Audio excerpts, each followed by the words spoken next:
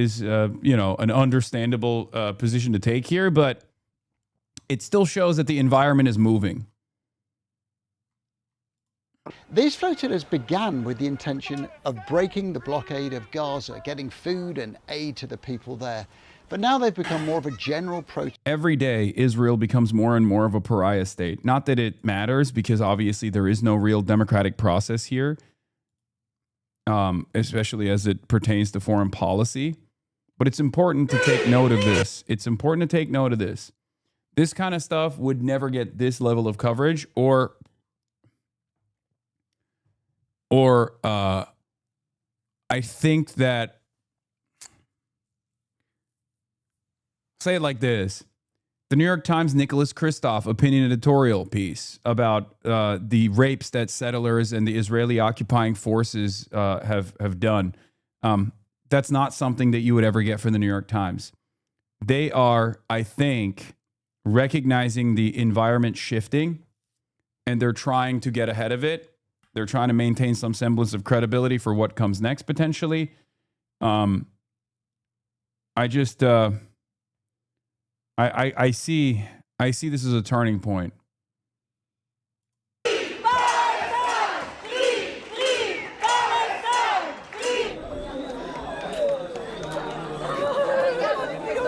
You know how your ops can only use hypocrisy arguments against you? Well, maybe you should go on the next Gaza Flotilla so they can Ouroboros their way into criticizing you for the hypocrisy of going on a peace mission while your home country funds this genocide, fivehead. Yeah, I don't ever do decisions. I don't ever, you know, take any action because of what my fucking idiotic ops say from their couch. Okay? I don't really give a shit. Okay, when... Also, there is 0% chance. There's 0% chance I remain alive after that. They stopped us. They tasered some of us.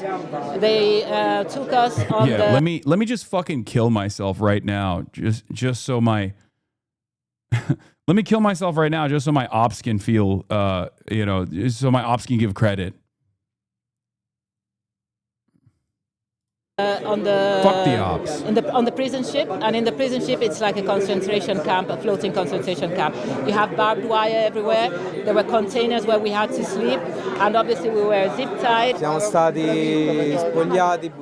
We were stripped, thrown to the ground, kicked. They used tasers against many of us. Some were sexually assaulted, and some of us were denied the chance to see a lawyer.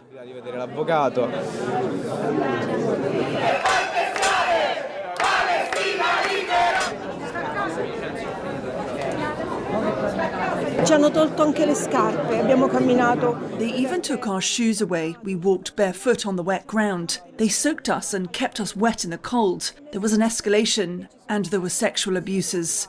So it's undeniable that their violence increased. Psychological violence too, obviously, because you were forced to keep your head down. You couldn't raise it. You always had to stay silent. If we tried to speak, they would shoot at us or isolate you. And being isolated was an even greater danger.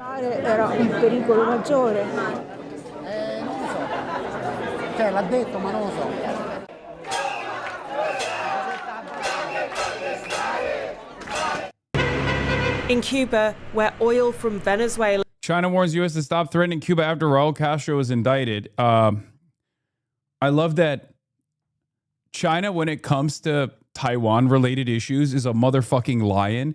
China, when it comes to any other international incident where America is doing genocide, America could just like fucking kill every Cuban, China turns into a little kitty cat, okay? Ooh, stern condemnations from afar, okay? Straight up. Chinese foreign policy at play, folks. You're watching a master, okay? You're watching a master at work.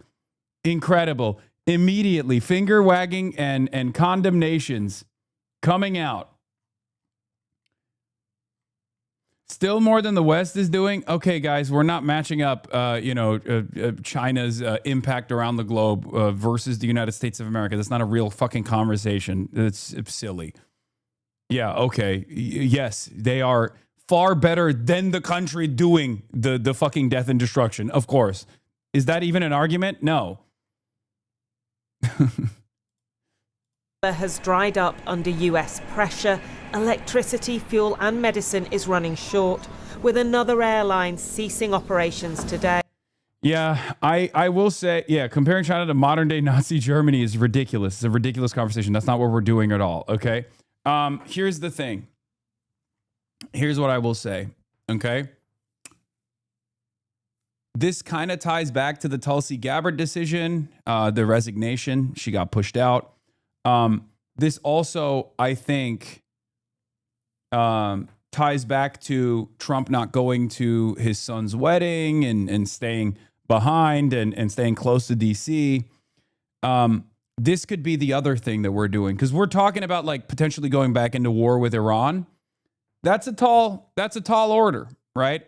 Israel obviously wants it, and Trump is a slave, so he might do it. But I do think the reason why, the reason why he's staying behind could also potentially be because there is a military campaign that's imminent, but potentially in Cuba. Okay, because the USS Nimitz is in the Caribbean.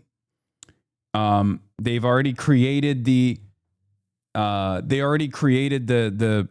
reasons for why they might have to do a military campaign in Cuba, with the indictment of Raul Castro, 94-year-old former leader of Cuba, Raul Castro, who I believe was the head of defense at the time when the Brothers to the Rescue missions were taking place. These illegal flight missions over Cuban territorial airspace were taking place, where Cuba over and over again warned the American government to stop it, warned the FAA to stop these missions.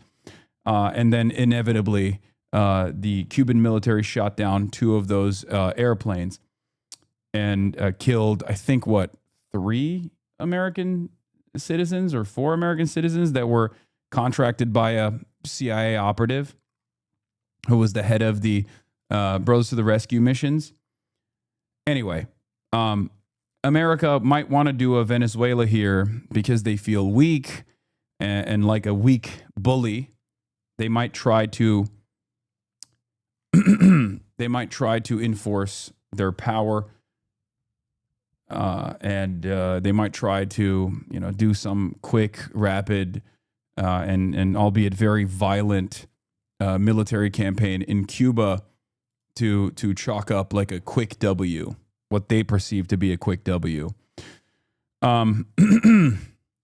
Alex Ward, national security reporter, Wall Street Journal, also a part of the manufacturing of consent, says China and Russia have in recent years expanded their intelligence operations in Cuba, investing in electronic eavesdropping facilities and tripling intel personnel to staff them since 2023, according to officials familiar with U.S. intelligence assessments. Despite years of intelligence activity by China and Russia on the island, Washington is now using the issue to sharpen its public case for escalating its pressure campaign on Cuba. Out of 18 known signals intelligence sites on the island, China actively runs 3 of them, and Russia currently operates another 2, with the rest belonging to Cuba, according to officials familiar with the updated assessments. Beijing and Moscow's main surveillance targets are U.S. Central Command in Tampa and U.S. Southern Command just outside of Miami, according to the officials, although their equipment largely intercepts unclassified communications. Some former officials question whether the findings represent a significant new threat, noting Russia and China have many other ways to collect intelligence on U.S. targets. The timing seems more than a little convenient, said Ricardo Zuniga, a former senior state official. The U.S. elevated Cuba as an intelligence target in recent weeks following an order signed by Director of National Intelligence Tulsi Gabbard, officials said. Yeah. They are, this is a part of the manufacturing consent efforts. They are trying to create a, sufficient reasoning to intervene and to militarily engage Cuba after 60 years of economic terrorism that the American governments have enforced upon the Cuban population, death and destruction, born out of the sanctions regime. that was uniparty, of course. And 20-hour blackouts. And this is the final arm of that ambition. Food rotting in fridges, if there at all. The banging of pots and pans, a signal of distress, is now a nightly soundtrack in Havana. And it is this moment that the US has chosen to tighten its grip. Today, we are announcing an indictment charging Raul Castro and several others with conspiracy to kill US nationals. The US waited 30 years to formally accuse Raul Castro of ordering the downing of 2 civilian planes, killing 4 Cuban Americans in 1996. An indictment a bit like the one issued before the US seized Venezuela's Nicolas Maduro, with one big difference. The former Cuban president, while still seen as the power behind the throne, is about to turn 95. Declaración del Gobierno Revolucionario. Cuban state TV said the government condemned the despicable accusation against the leader of the revolution, accusing the US of lacking legitimacy and political provocation. And the Cubans will see this as provocative too. News today that the American aircraft carrier, the USS Nimitz, one of the world's largest warships, had entered the Caribbean Sea, a pattern now familiar after Venezuela and Iran. So are they preparing to act? Other presidents have looked at this for 50, 60 years doing something, and it looks like I'll be the one that does it. So yeah, this is, I mean, it's just boomer conservatism, boomer agenda, boomer cons, pedo cons and boomer cons. That's it. Oh, I'll finally do it. It'll be a nice little cherry on top. It just doesn't make any fucking sense, right? If you want Cuba to liberalize its economy, the Obama method was unbelievably successful. Okay? Normalizing relations, or at least starting the process of normalizing relations with Cuba, actually did do that. Okay? But that's not the goal here. The goal here isn't to just like get Cuba to have a market economy. The goal here is to dominate Cuba. The goal here is to turn Cuba into a worse version of either Puerto Rico or Haiti. Either of which is I guess beneficial in the short term for the American revenge fantasy that they have over Cuba. They say China is communist too, so why not treat Cuba like they treat China? Because they can't. Because Cuba is not a nuclear-armed nation. Funny you mention it. Didn't Obama also order the killing of American citizens? Yes, he did. Am I a defender of Barack Obama's foreign policy in its entirety? No, I'm just telling you. Just like when I tell you Trump is doing something, that Trump is making the correct decision with China, even though I despise him, I will say when Obama is doing or Obama has done something that I think is good and smart. 2 key foreign policy decisions that stick out from the Obama administration are the JCPOA, the Iran denuclearization agreement in exchange for sanctions relief, and normalizing trade relations or normalizing relations with Cuba, starting that process. I'm not saying you are, just pointing out a fact. Yes. be happy to do it. We want to open it up to Cuban Americans where they can go back and help. But what is the it? The hand of friendship or military action? The Cuban-American Secretary of State recorded this Spanish message to Cubans, offering aid and a new relationship yesterday, saying their government, and not the US, is to blame for the hardship. But the mood music... Am I too crazy? This Cuba aggression is going to be the excuse for Trump to show results prior to the midterms? Yeah, but who is it for? Who is it for? They realize the Iran war is an embarrassing failure, so they want a quick win to try to reassert the hegemony of the United States on the world stage and also convince the public that Trump is strong. Yes, I think that's part of it. They want to demonstrate strength again. And after Iran, since it's been going on in such a poorly, so poorly in such an obvious way, is to demonstrate other countries as much as it is to demonstrate to Americans. Yes. But everyone, maybe Americans don't understand this, but everyone around the world knows that Cuba has been picked apart and destroyed by America's sanctions regime.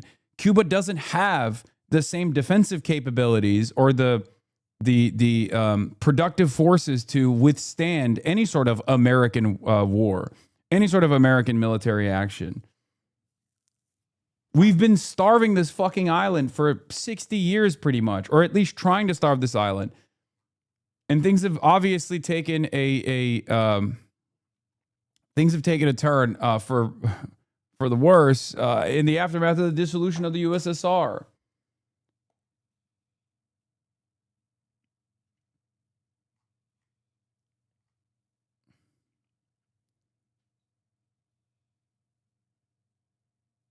I don't know.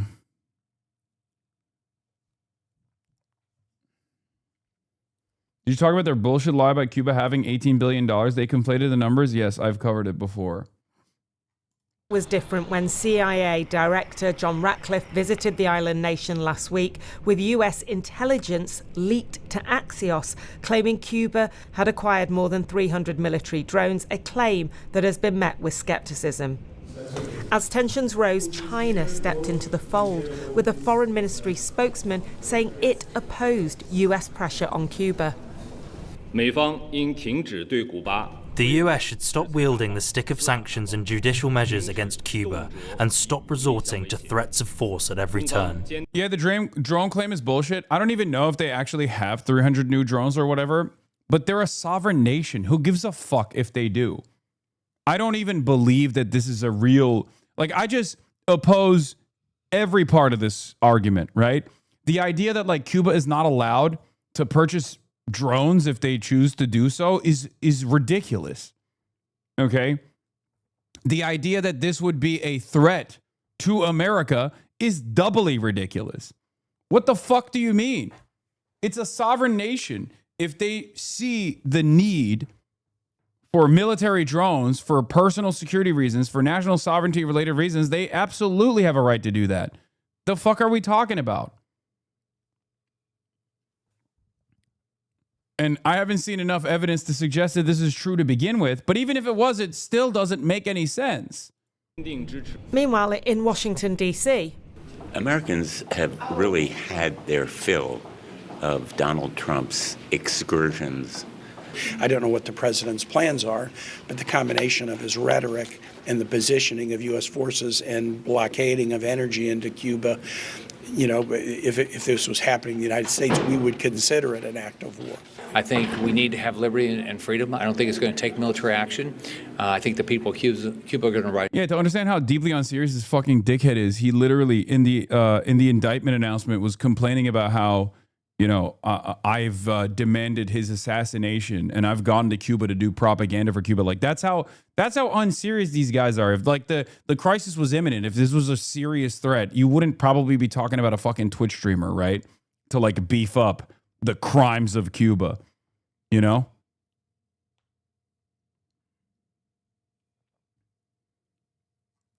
Up. The issue was firmly on the agenda on Capitol Hill with different views, but a shared anticipation that for Donald Trump, Cuba could be next in line. Yeah. Where is it? There is more on this. Yeah, I believe the liberation of the wonderful people of Cuba from the clutches of communism is close at hand. Cuba Libre. This is exactly how this motherfucker was talking about Iran, by the way, right before the Iran Iran military campaign started. Oh, here is former CIA officer Philip Agee explaining why the U.S. has been waging economic warfare on Cuba for decades and trying to strangle and overthrow the socialist system. They know. Here, let's take a look at what he had to say. I've never seen this video before, so I don't know. They know that if the Cubans are successful in their example of being able to provide, as a poor country, the best medical care in the third world to the whole population, because it's an inclusionary system. It's not like we have here, where you have this huge bulk of the population, you know, marginalized. But there, if everybody can have adequate medical care, if the schooling is adequate for all, and remember... Bro sounds like Reagan? Bro, everybody used to sound like Reagan. This is 1995. Cuba has more doctors and more teachers per capita than any country in the world.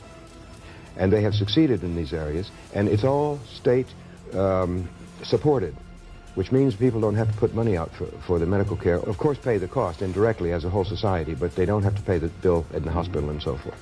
And so that cannot be allowed to stand. It's a very bad example for the United States and for all the third world people in the United States. After all, we're becoming a third world country very fast, if not already. If not already, yeah. And so there is a very large mass of people out there who can look at Cuba and say, well, if they can do it, and on a per capita income of $2,000, $2,500 a year, where ours is $22,500 a year, what's wrong with our system? I mean, maybe we ought to consider an alternative. That's why Nicaragua, Sandinista Nicaragua had to be destroyed. Exactly. They were a bad example, and that's why Grenada had to be destroyed, because any movement that comes to power with the idea of providing for all the people and of escaping the control of the When United was this video States made? 1995. and its economy, let's say the corporations and so forth, then that is bad. Yeah, I always talk about this. It's called the threat of a good alternative, okay? The threat of an alternative. That's what it is. If Cuba gets to thrive with a communist system 90 miles off the coastline of the United States of America, what does that say about our current for-profit healthcare structure that exists?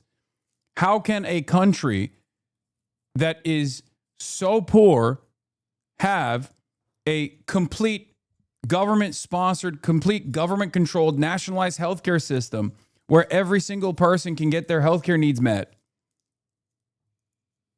The threat of a good example in that situation is not beneficial for the capital-owning class. Okay? It's terrifying. So we have to punish it. We have to make sure that they suffer for that crime. Their crime against capital, the only crime that matters.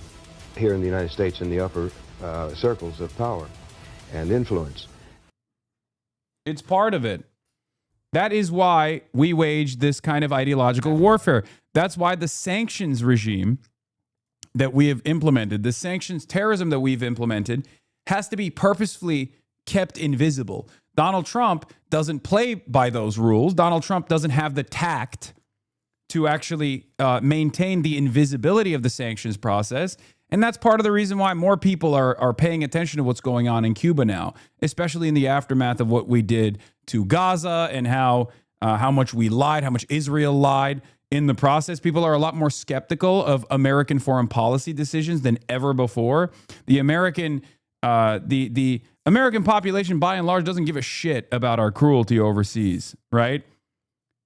But paired up with the seismic attitude shift against American militarism by regular Americans, and also Trump's tendency to just say the quiet part out loud, all of a sudden you arrive at this interesting new predicament where people are, at least those who are paying a little bit of attention to what the fuck's going on, look at the situation and go, wait a minute, why are we doing this? This doesn't make sense.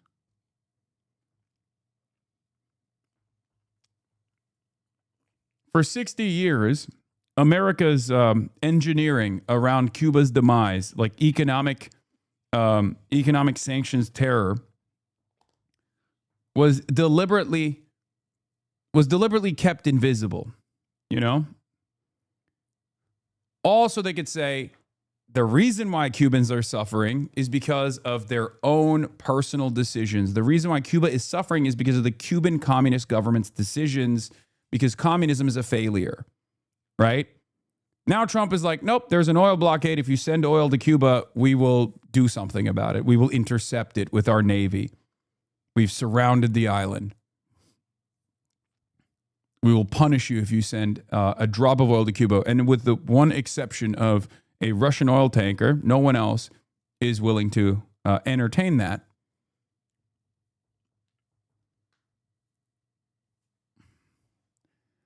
More Perfect Union made a video on this. Let's take a look. It really looks like the Trump administration is getting ready to take over Cuba. And now to the crisis in Cuba. Cuba's always posed a national security threat to the United States. A new U.S. aircraft carrier is moving into the Caribbean. I do believe I'll be having the honor of taking Cuba. The last few weeks have all the classic hallmarks: high-level talks, a criminal indictment, and an imminent attack, all to create the pretense for action. So why is this happening now, and who is cheerleading this invasion? Well, step one was Venezuela. By removing Nicolas Maduro from power in January, the administration cut the Cuban government off from a lifeline, since Venezuela sold them crude oil and other fuel for years. And by cutting off Cuba's only lifeline and then increasing the intensity of the blockade, the Trump administration has created a humanitarian crisis. It's a maximum pressure campaign on Cuba, and nobody was pushing harder for that than Marco Rubio. Rubio is the son of Cuban exiles and a hardliner on Cuba himself, and he's made his career calling for regime change in the country. In fact, he claims to be the architect behind this maximum pressure campaign, strangling the country of all imports and sources of energy. Deeply connected to Rubio and the state of Florida, there is an entire community of wealthy Cuban exiles who are pushing to oust the Cuban government.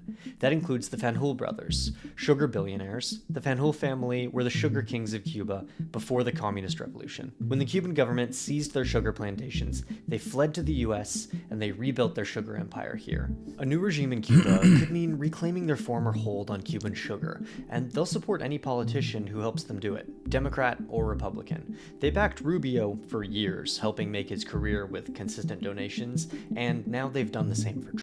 Again, not a real country, just a bunch of corporate interests in a trench coat. Not a real country at all. Our politicians are bought and sold. This is yet another glaringly obvious example of this. Okay? That's it. These guys are advancing basically almost not a century old, but half a century old grievance here. And they do not care how many people they starve in the process. Trump. This community also includes people like Orlando Gutierrez Boronat and the Assembly of the Cuban Resistance, a collection of NGOs all committed to a change of government in Cuba, many funded directly by the US government. Orlando Gutierrez and others help launder the government narrative, claiming that Cuba is a threat and building plans for a new government and how to open Cuba to foreign corporations. Speaking of which, we can't forget the corporate interests and the industrialists who are ready to take advantage of a new Cuban government. ExxonMobil is ready and waiting. They recently brought a case to the Supreme Court against Cuba over their confiscated land and oil refineries in the country. Regime change would likely mean a big payout for them and a way back into Cuba. And last, Jorge Mas Santos. He's a billionaire, owner of Inter Miami CF Football Club, and the chair of Mastec, a massive infrastructure and telecom company. He's connected to Trump, he runs a Cuban exile group that drafts plans to open the country to foreign investment, and he's ready to take advantage of regime change in Cuba with his massive corporation. Over the next few days and weeks, you're going to hear a lot of stories about how Cuba is a threat, how the government has to be changed. You probably already are. But as always, try to remember that there is a group of people cheering this invasion on who are doing it mostly for power and for profit.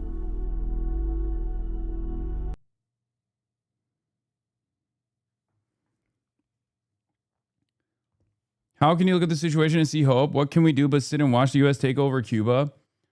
Brother,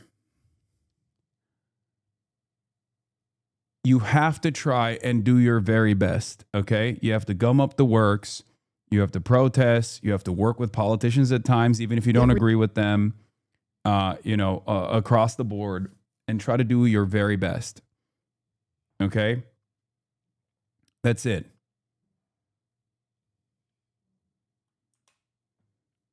Things like this matter.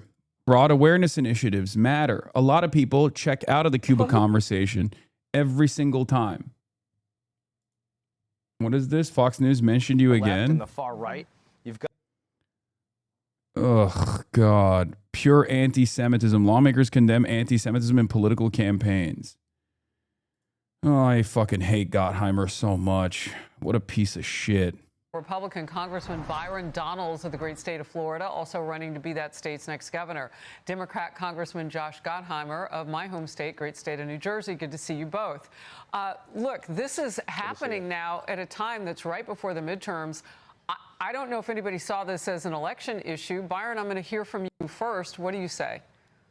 This is a major election issue. It's something that's been cropping up more and more on social media. And I think what you're starting to see are people who are living online way too much, who are buying into these conspiracy theories as if the Jewish people are running Americans for. I know what you're saying, but it's hard because it feels like I'm powerless, and you see the pain innocent people are going through. How do you not feel overwhelmed or burn out? There's no other option. That's it. There's no other alternative. I mean, we just experienced a live streamed Holocaust for the last 2.5 years, right? If I kept up that attitude, if I just like leaned into nihilism, if I just felt depressed and decided to quit, you know, then and others also felt the same way, we would have not been able to reach the broad consciousness in the Western world where Israel is unambiguously a pariah state. Okay? People kept protesting in spite of everything else. And they did it because of the casualties, because of the death and destruction that befall the Palestinian population. You can't let these people dying be in vain. You can't just discard it. You fight through that depression and that nihilism for that reason. And you try to lean into moments of little pockets of hope, little pockets of optimism. Electing a mayor of New York that is an anti-Zionist is a moment of hope that you can lean into. And now it's not just a couple politicians here and there. There is a wave of politicians that are openly in opposition to Israel, right? Only 3 days ago, Chris Rabb basically guaranteed that he will be a DSA endorsed, DSA cadre congressperson from Philadelphia. These are, moments of optimism that you can and should lean into. This is part of the reason why I'm also very critical of people that are on our side that regularly foment this pessimism, where they say, oh, none of this actually matters.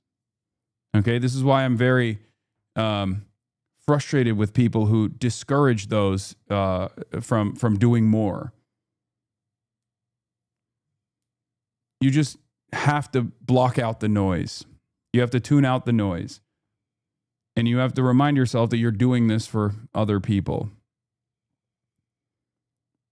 You're doing it for them. Okay?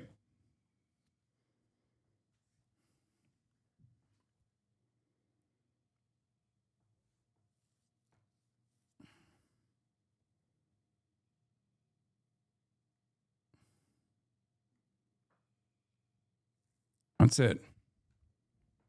You can never succumb to nihilism. Part of the reason why you can't do it is because your enemies want you to, okay? That's why I say, spite could be a good motivating factor as well. Because all of these people, including those on screen right now, would love for you to give up. Oh, it would be fantastic for you to give up. It'd be amazing if you never, created a big fuss. That's part of the reason why they do things like this. That's part of the reason why they do these sorts of media hits. That's part of the reason why Josh Gottheimer has a fucking bill out there, a condemnation bill against me as well, so that I feel discouraged, so that this community feels discouraged, so that I don't have a platform any longer, so they can apply pressure to places like Twitch, Meta, Google, to stop these companies from allowing someone like myself to have any voice, to communicate anti-Zionist thought and Palestinian dignity and sovereignty to a broader audience. They understand the damage that this creates. That's the reason why they choose to stop it. So what are you going to do? Give up? Let these guys fucking win?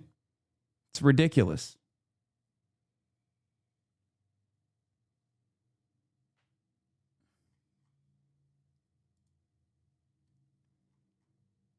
Yeah. Here's Rashid Khalidi,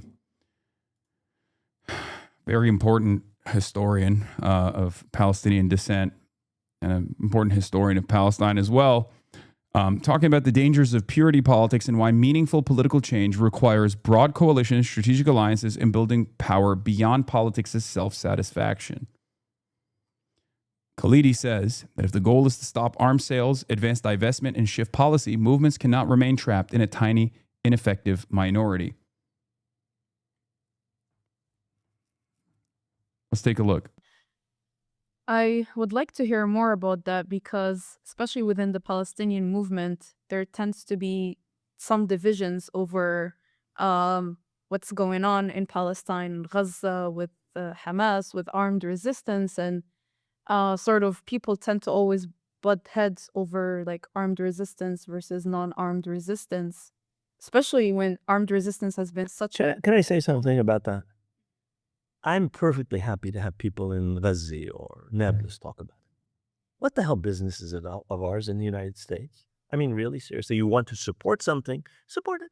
But to make that a debate between us divides us and brings unspeakable joy to our enemies. Let them fight without armed struggle, because they're not going to struggle or be armed. They're sitting in Georgetown or in University of Chicago. I mean, what does that have to do with what we have to do? We live in the belly of the beast. We live in the country that sustains this genocide. Our work has to do with the United States. I mean, as Palestinians, we have a voice in the inter-Palestinian debate. But in my opinion, that's not the most important thing we should be doing in the United States. It should be figuring out what we can do here. For the record, a lot of people on the pro-armed resistance side of this equation will hear his words and then will unironically not listen to his words or internalize it and immediately foment more debate, more conflict, and say, oh, well, Rashid Khalidi is anti-armed resistance. Okay, I'm not, but I understand the point he's trying to make. The point he's making is there is no reason to have this kind of discourse and to fight amongst one another when our goal ultimately is united. Our goal ultimately is the end to the occupation. He didn't say that. What the fuck? No, he didn't say that here. Okay? He didn't say that right now. I'm just telling you what some people will do in the aftermath of Rashid Khalidi's take here. They will advance the exact opposite point that he is trying to make. Okay? The point he's trying to make is it doesn't matter if someone is being anti-armed resistance at the end of the day, if their goal ultimately is to try and end the occupation. He's right. You can be opportunistic allies in politics. In fact, that is politics. Mao and Chiang Kai-shek were able to join together to fight Japan, but some of you guys think a different DSA caucus is your enemy on issues you agree with people on. You can work together. Like you can work with someone who supports an arms embargo, even if they aren't all the way supporting a binational state, for instance. Yeah, that's my assessment. That's my that's my goals. That's what I try to do to the best of my ability all the time.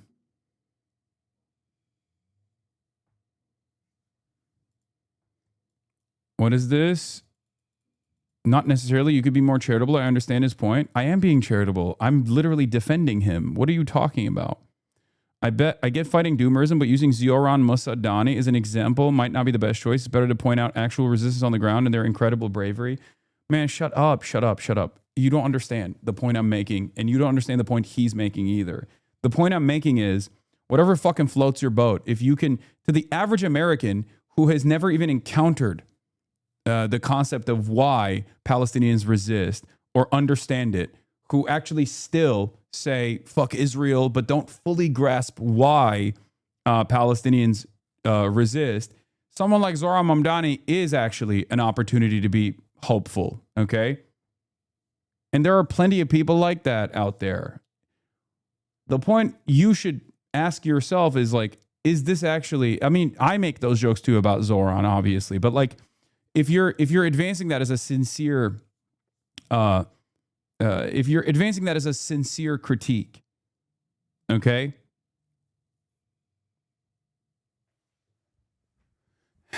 you should ask yourself, is this productive? You should try to grasp the larger conversation that the masses are having or where they're at. It takes time to get them on board with things like this. It takes time to chip away at powerful forces of propaganda in this country. After 20 plus years of unlimited Islamophobic propaganda from every orifice of the American government, it is very difficult to get Americans to be on board with armed militancy against the United States of America and its allies. Okay, they think everything is ISIS. It has taken a long ass time to get even people in this community on board with armed militancy and armed resistance. Some of you act like you've been there all along. Many of you were not. Okay? And the only reason why I had any success in trying to get people to understand the humanity of Palestinians and therefore why they engage in armed resistance and armed militancy is because I'm much more forgiving of people's shortcomings in this field. And a lot of people will take that charitability, take that nuance, and claim that I'm doing it to cape for Zionists, for Zios. I'm a Zio myself. I'm a Zio-Dem.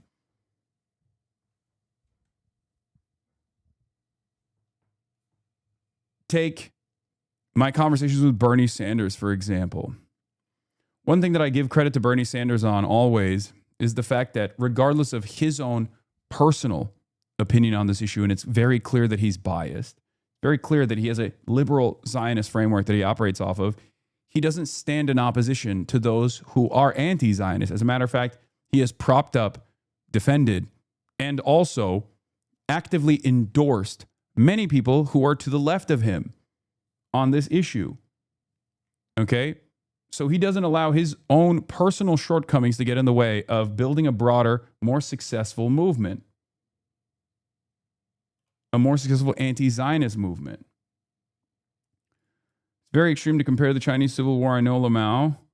I'm trying to make the case on two sides that were literally killing each other for years, but then joined together anyway to have a common cause. If a decade of civil war can be overcome to form an alliance, your minor difference in ideological tendency can too. Yes.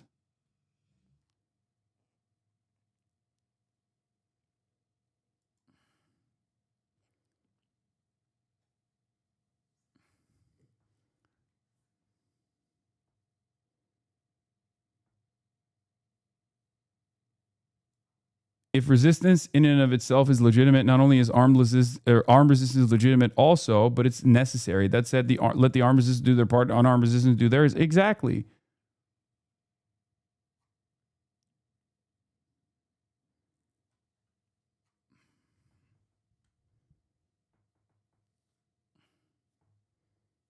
In this country, we are not the resistance. I mean, I heard students say, we are, no, excuse me. You are not. You are Isned. You are the support of the Palestinian struggle, at best, if you do a good job. And if not, you're a hindrance, with all due respect. Yeah. But I want to go back specifically to the politics within Palestine. And But I would rather go back. We can go there. I would rather go back to here. Okay. Because this issue of purity and so on and so forth, I think you have two choices. You can be a tiny, ineffective minority for the rest of your life with the people who think exactly like you and have the correct line, in which case you condemn yourself to complete and utter uselessness. Or you can figure out a strategy which brings you together with people who you don't entirely agree with, but with whom you agree on a specific objective. What is our objective? Is our objective stopping arms sales? I can agree with some Zionists. Is our objective BDS, the divestment of universities? I can agree with some people. I don't agree with on anything else on that. I might not agree with other things on them, with them on other things. But if you want to change anything, and you don't just want to be pure and self-satisfied and know that you've done the right thing, if you're willing to actually decide this is the objective, and to achieve it, we're going to have to get our hands dirty and talk to people we don't really like. Imagine that, creating a coalition which affects change with people you don't really agree with. But that's effective. The other is completely ineffective. And I think like this is very important because you're telling us to kind of like stay away from this very narrow view into like Palestine, Israel. And if I think the global movement has looked at the connections of like the military industrial complex, looked at, for example, what the community needs before they can go protest, like people's basic needs in the streets, like just class struggles, I think we can have more effective. I think if we're thinking about ways to reach beyond the narrow group of people who are active around Palestine, to people who don't have proper schools or hospitals or whatever because so much money is spent on the war machine, then we're talking about a majority of Americans who may agree, let's stop arms to Israel, not only because they're killing Palestinians, but because they're killing people who don't have proper hospitals, and they're leading to the miseducation of youth, and they're leading to our having the worst railway systems, the worst bridges in the world, because we're not spending on infrastructure, because a third of the budget is going to weapons to kill people, not just Palestinians, of course. So I agree with you completely.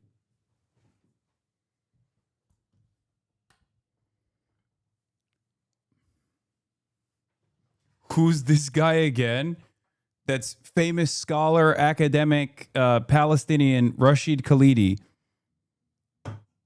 who wrote 100 Years in Palestine, among numerous other works.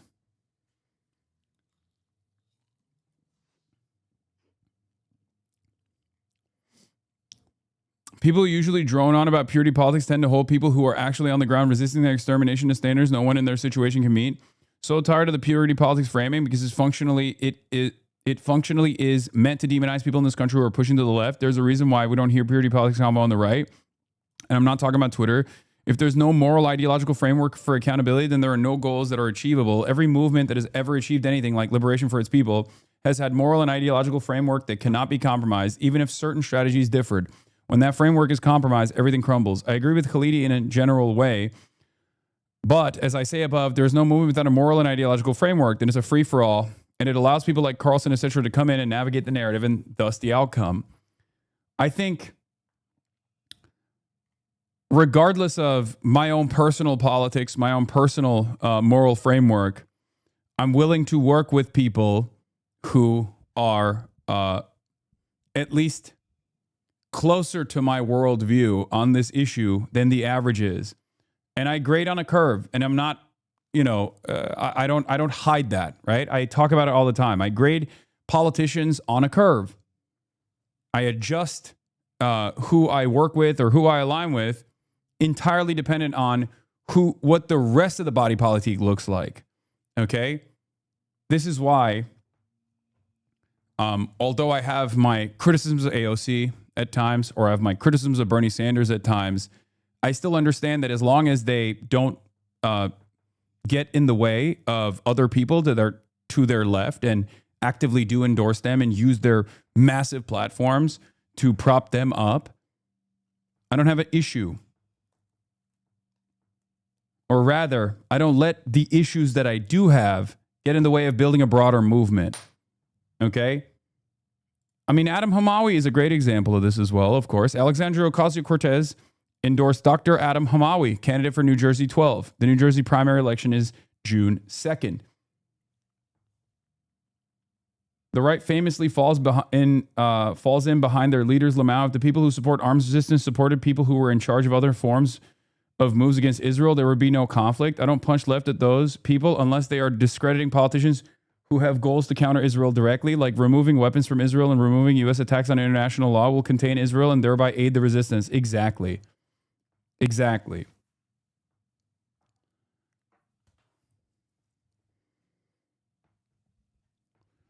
That's it. A lot of people, I think, look at the situation. A lot of people, I think, look at this and go, no, my way or the fucking highway. They don't understand that, like, AOC, in an unbelievably meaningful way. What is this? Stateside podcast. Oh, my Guardian podcast came out. What is the Sandpikers Dude Bro project really about? Stateside with Kai and Carter. Wait. That's interesting. That the podcast came out, but I didn't actually talk. I only talked to Kai. I did not talk to Carter. It was a one-on-one.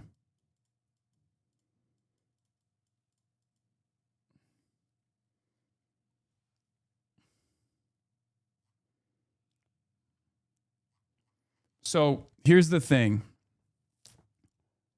Dude Bro's a bit demeaning, but okay. I don't care. What I'm trying to say is this. Okay. There are moments where AOC falls short. Okay. But not to a degree where I personally would consider what she's doing in comparison to the rest of Congress to be a genuine detriment. Although there are instances where she can be a detriment.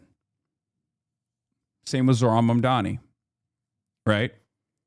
But at the end of the day, if AOC played a formative role in propping up anti-Zionists that are now running for office, okay? Numerous anti-Zionists that are running for office, and literally did the exact opposite of what Jasmine Crockett is doing, for example, and propped up a big contingency of Democratic politicians, okay? Democratic politicians that now will be able to caucus, will now be able to be a genuine, undeniable force that demands an end to weapons transfers, that demands an embargo on Israel, for example. If that were to happen, and AOC played a role in that, that is unbelievably beneficial for the Palestinians. It doesn't happen overnight. It takes time to get there. And I think a lot of people forget that this kind of stuff doesn't happen instantly.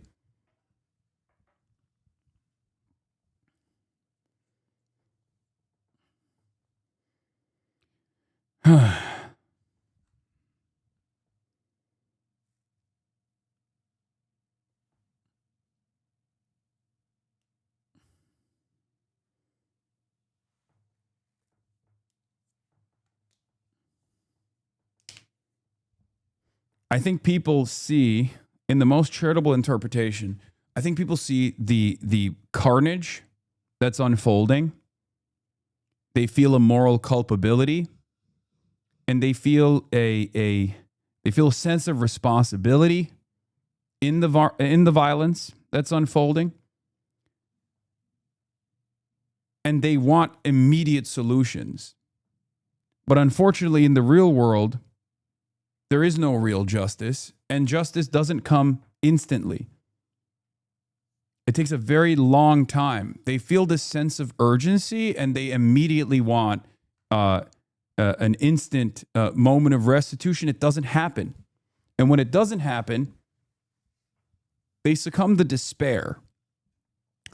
And they feel as though there must be structural hurdles in front of them, and there are. But instead of seeing they miss the forest for the trees. Instead of seeing the structural hurdles that are presented by the 99% of congressional representatives and senators that are unbelievably invested in maintaining Israel's regime of cruelty, death, and destruction, they look at some of their closest allies and they say, you must be the reason why things are not moving fast enough.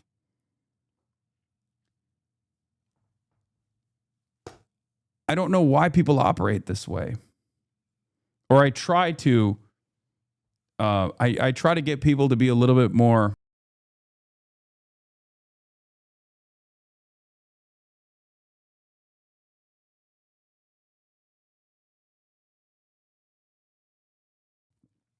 what the fuck?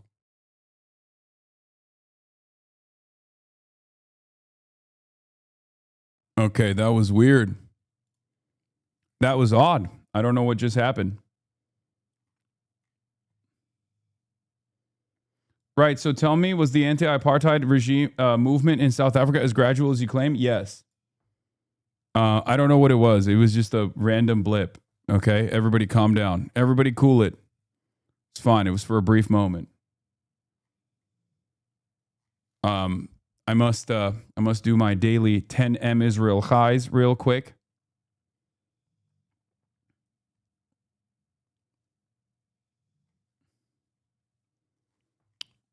Okay, Fiverr says hi.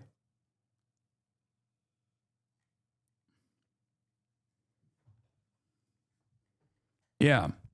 With South Africa did not have the same level of interconnectedness with centers of capital in the way that Israel has, right? Because South Africa was not able to maintain its apartheid, and Israel has been able to maintain its apartheid in the aftermath of the dissolution of the South African one. So Israel learned a lot of lessons from that, right? That's why it's a more cruel that's why it's a much more cruel version of the same apartheid regime that existed in South Africa. And beyond that, its resilience, Israel's resilience, is born out of the fact that they were there when the South African apartheid ended. They learned lessons from that. Okay? They made themselves an undeniable part of American politics, for example. It's quite difficult to tackle this behemoth.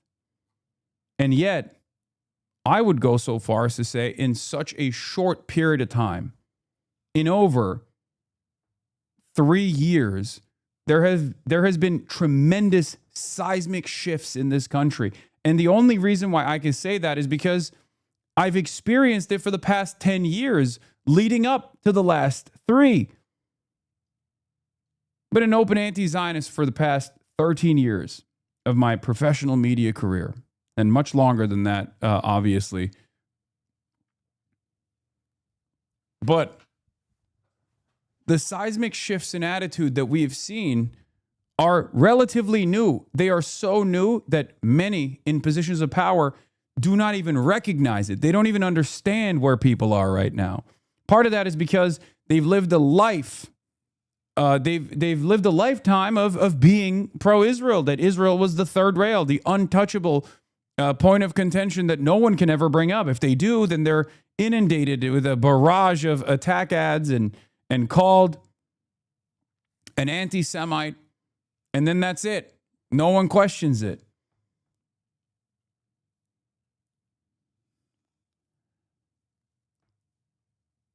So if you match up the seismic shift in attitude, where now, for the first time ever in American history, Americans are more in support of Palestinians than they are of Israelis.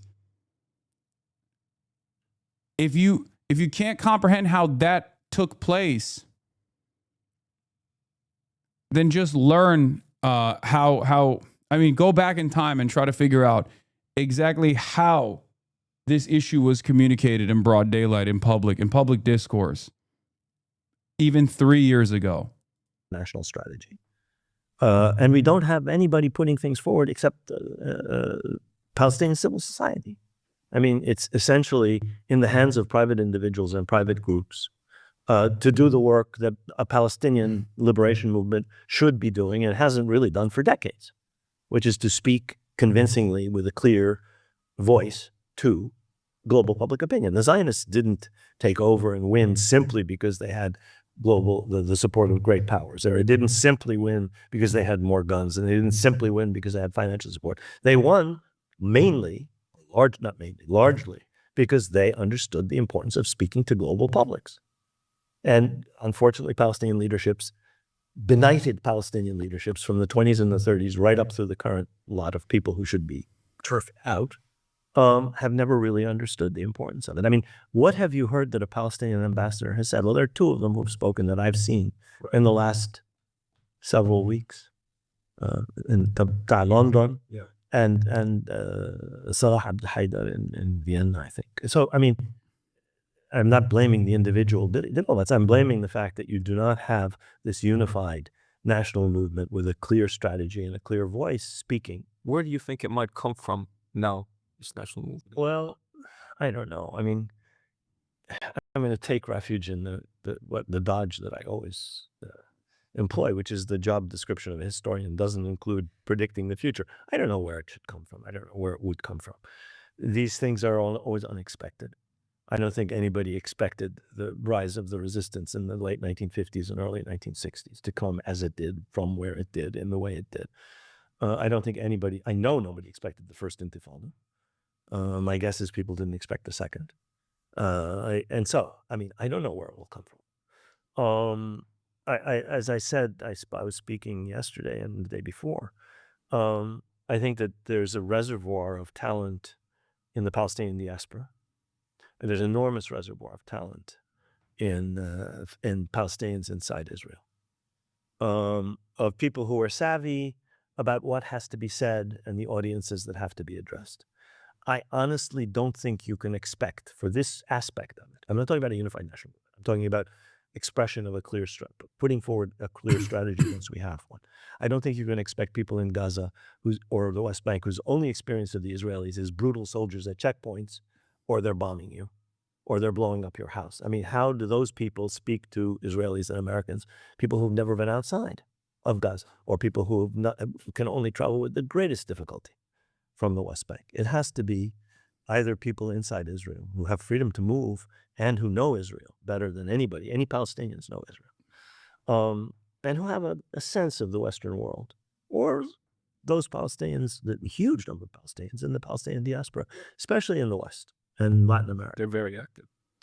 This is a very cold and very calculated argument on propaganda, for the record.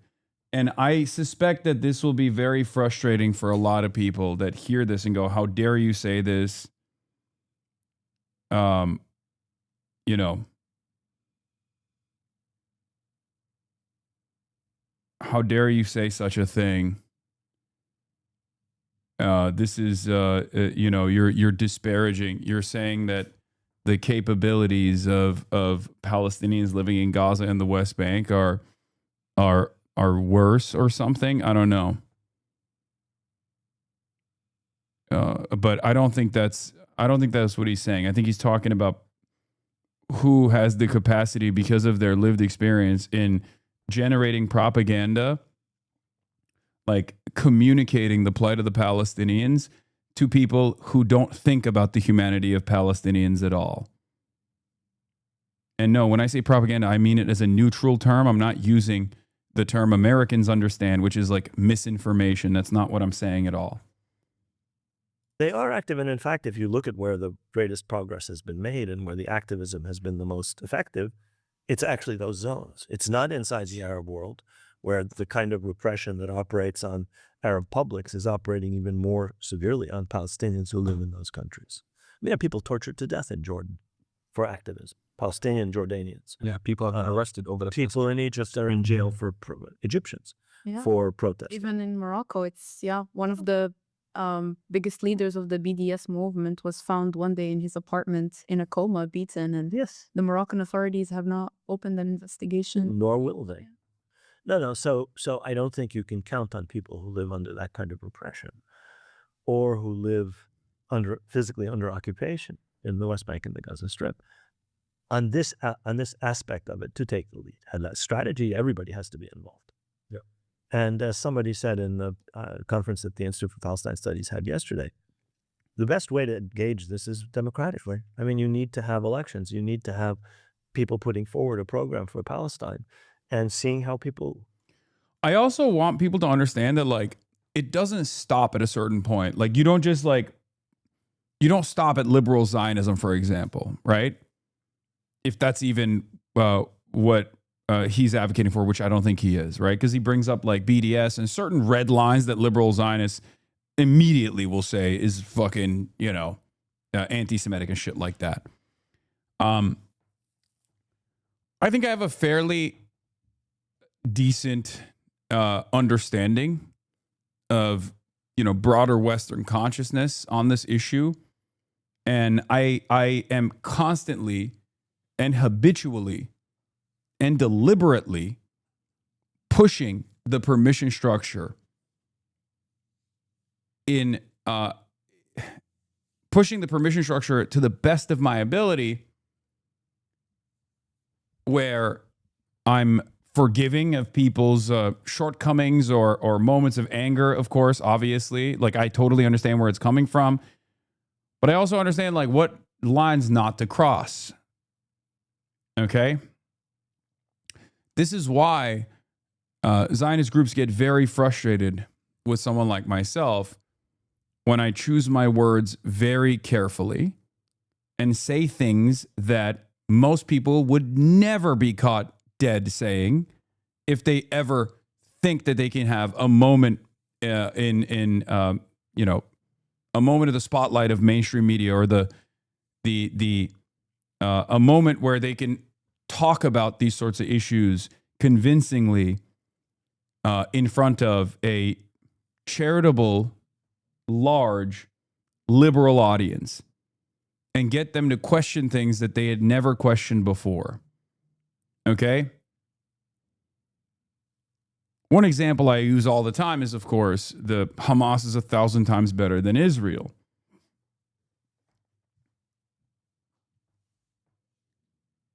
People fucking despise that. Like, the pro-Israeli crowd hate that shit so much. What is this? I already watched it. I already watched the Purity Politics. Hey, I'm Dropsite social media editor who posted the Khalidi clips. Yeah.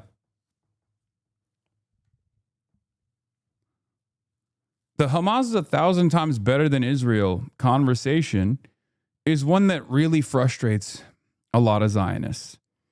And the reason why it frustrates a lot of Zionists is because, one, it's true, right? The truth frustrates Zionists. But it also frustrates Zionists because it causes the onlookers to agree with it, because it's so unobjectionable. It's so clearly true that the average person who had never actually thought about it and assumes that Hamas is like this scary, dangerous alien force that is enforcing its wishes upon the Palestinian population aggressively due to all the propaganda about the Palestinian resistance, that is only engaging in militancy out of anger and resentment and anti-Semitism due to all the Islamophobia, right?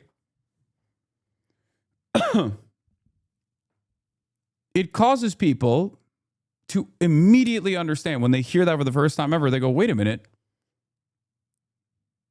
While up until this very moment, I thought that these guys were violent barbarians who operate with one anti-Semitic goal in mind. It is true that objectively, Israel has done so many October 7s since October 7.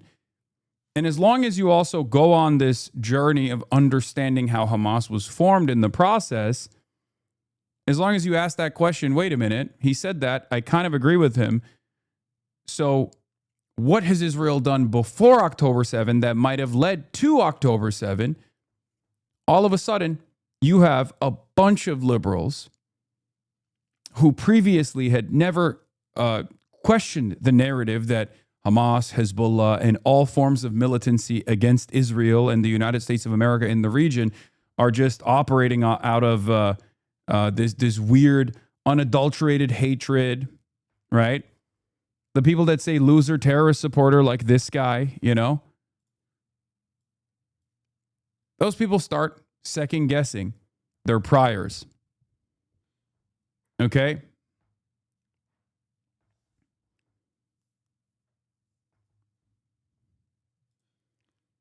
Maybe not him. Maybe not him.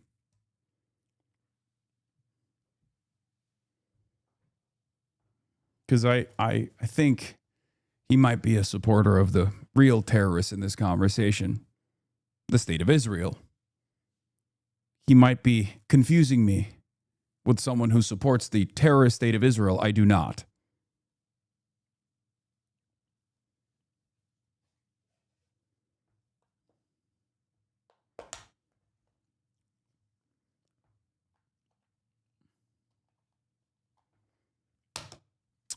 And for the record, as someone living in the United States of America, as a taxpayer in the United States of America, I have played a major role in the death and destruction and the demise of the Palestinians. Okay? So it's not up to me to sit around and consistently talk about my disagreements with Hamas's tactics or its form of internal governance, especially when the apartheid still remains, when the occupation still remains, and it worsens every day, especially as Israel is doing its genocide. I know my place. You know? I find it ridiculous to be like, well, but Hamas over and over and over again, as Israel gets to slaughter Palestinians en masse, as Israel gets to do the same now in Lebanon, as Israel tries to get America to do the same in Iran. Right? It's ridiculous. What a ridiculous conversation. What purpose does this serve other than creating an environment of permission for Israeli action?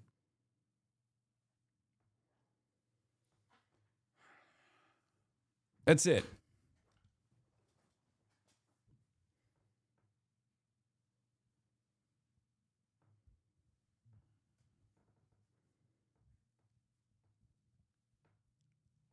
I think it's no different than hyper-focusing your entire advocacy on the cruelty that the Nazis faced. It's no different than talking about the cruelty that the Nat Turner Rebellion created for slavers and their families. And I think we all understand, especially since the dust has settled on those two incidents, on those two systematic forms of cruelty, Nazi Germany and the Holocaust, and of course, chattel slavery, we immediately understand when someone hyper-focuses on that, when someone dials in on the violence that those who were enslaved subjected the slavers to. We say, why are you focusing on that? Don't you think that the far greater systematized form of violence in chattel slavery was a lot more consequential than what those who were previously enslaved subjected their slavers to? If you're to run around saying, well, what about the events like the Warsaw Ghetto Uprising that triggered a response by Nazis in retaliation, don't you feel like it was just? Everyone would understand you're talking to a fucking Nazi. The problem is, the contemporary example of Nazi Germany is Israel. And we're aligned with Israel. And not only are we aligned with Israel, but there is a fairly sophisticated and very pervasive propaganda arm of Israel that gets to operate in the United States of America. There's a fairly sophisticated influence peddling operation at the highest levels of office, including the presidency, that causes the American president commanding the most powerful legion, the most powerful military force on the planet, to be at the mercy, to follow along on the whims and the goals of Israeli leadership.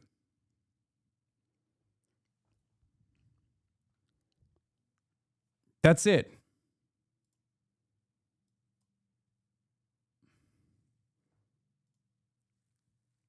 That's why there are so many people who behave like this guy, product. Right?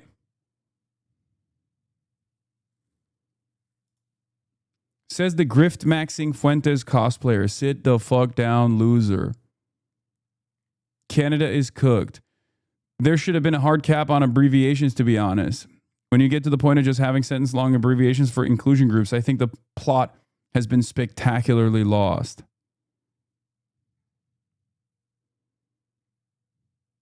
Ted Cruz. Here he is, the same guy that called me a terrorist supporter, calling into question Supreme Court of the United States, Ketanji Brown Jackson's qualifications for being a Supreme Court justice. Brother, the fact that you're asking Grok for approval implies that, you know, you will never understand why she absolutely deserves that role. Okay?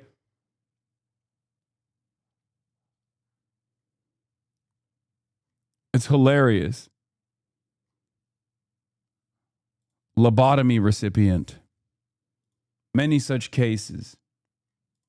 Vote on it. Now, there are all kinds of problems with democracy. I'm not starry-eyed about, you know, the merits of democracy. On the other hand, the alternatives are all worse. A clique of people in Fatah or in Hamas will decide for the Palestinian people their future. No, I don't accept that. That's not acceptable. If they put their program to a democratic vote, and that vote leads to a unified position, fine. And we actually had that in 2006. There was a vote. Go back and look at what the Hamas program was. Was the Hamas program tahir min al-bahr al-nahr? No. It was to operate within the Oslo framework, to join parliament, to set up a government together with Fatah. That's what they went to the people with. Right. And that's what people voted for. Well, that's unacceptable for the Americans, for the Israelis. I understand that. But then you have to maintain your unity and say this is the only basis on which we will deal. I mean, I think people also have lost faith in what democracy can do when, like, the power of the veto, and when people here are on the streets every day and your politicians are just not listening to what the majority of the Democratic Party want, for example. Change doesn't happen because we're very angry and we want it today. Change happens over years, sometimes decades, because of dedicated, long-term, sustained work. You did not stop the Vietnam War in 1 year or 3 years or 5 years. It took 10 years of work. You didn't stop the Iraq War. And those are easy compared to this one in terms of American politics. The second thing to say is, until they completely shut down the United States and create some kind of authoritarian regime, if that's the way we're going, we can do things here that people simply cannot do in Morocco or Jordan or Egypt. We still have freedom of speech. We still have freedom of organization.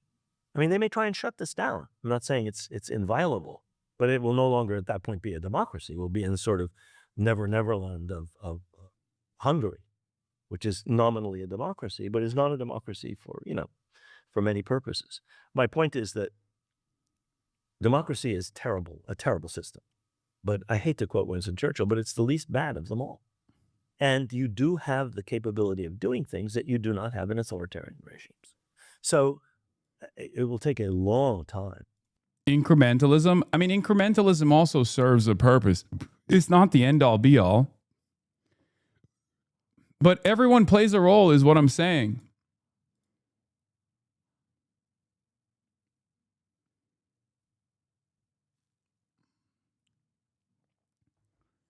Everyone plays a role. Every move you make to advance a certain goal is slowly but surely playing a role. Even when you convince like an immediate family member that they were wrong on this issue, right? Like that plays a role. They have the capacity to go and talk to others. Okay?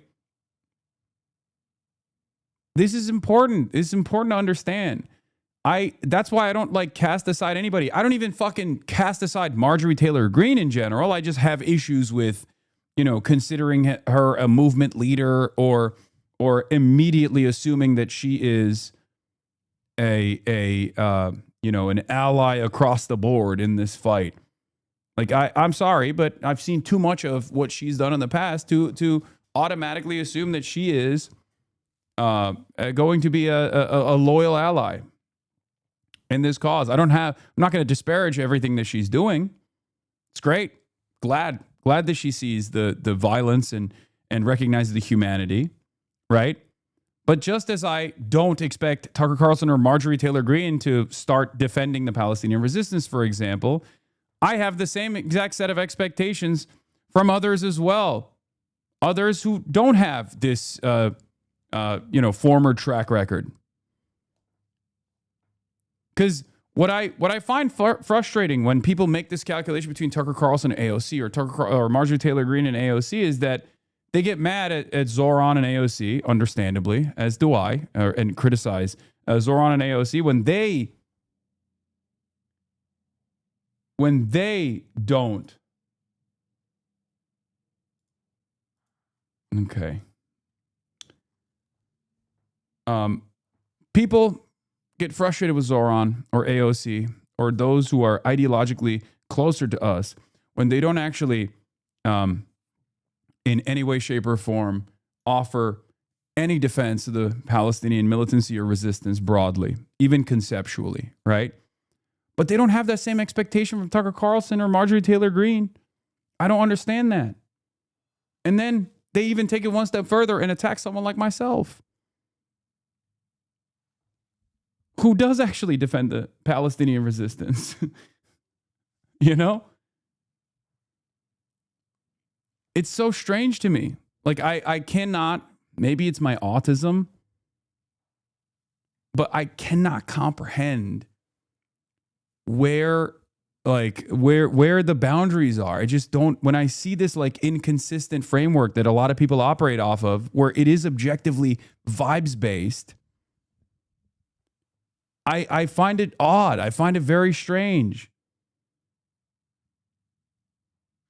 People are in my replies right now acting like you're directly preventing them from organizing at all is deranged behavior. Yeah, it's very, very strange behavior.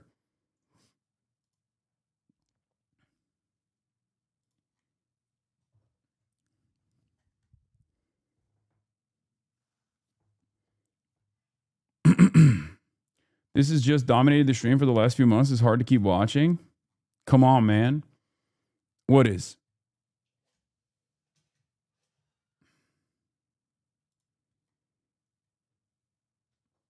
I think it's important to make sure that we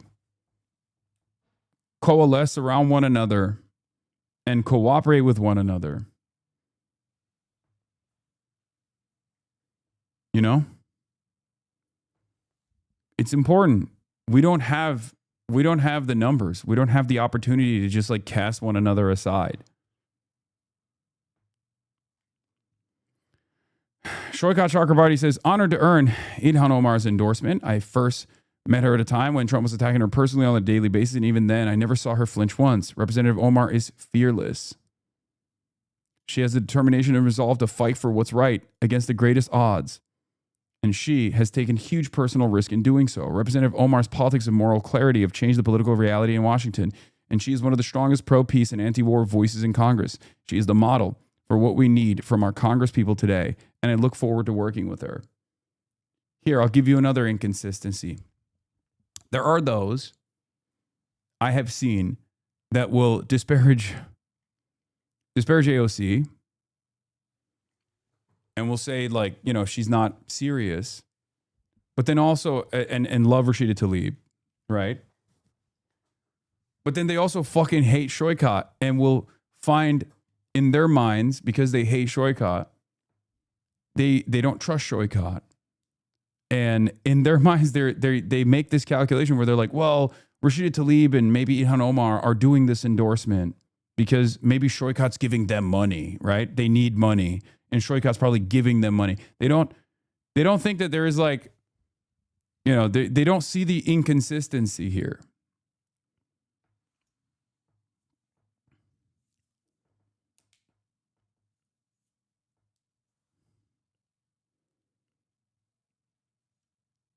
It's very odd. The first one, isn't it inconsistency? People are always going to be more mad at their own side because they know better than the libs/hogs. I don't think that's the appropriate way to move. I think it's important to address grievances that we might have and engage in comradely disagreements. It's normal. It happens all the time. The problem is, when I do that with people like AOC, people think it's not enough. It doesn't go far enough, right? Or they think it's actually a defense across the board, unconditionally. And I also, beyond that, feel like people immediately look for ulterior motives. We become very cynical. You get more mad at leftist long-term subs than hogs. It's normal to have higher expectations from those you usually disagree with than those you expect nothing from. Sure.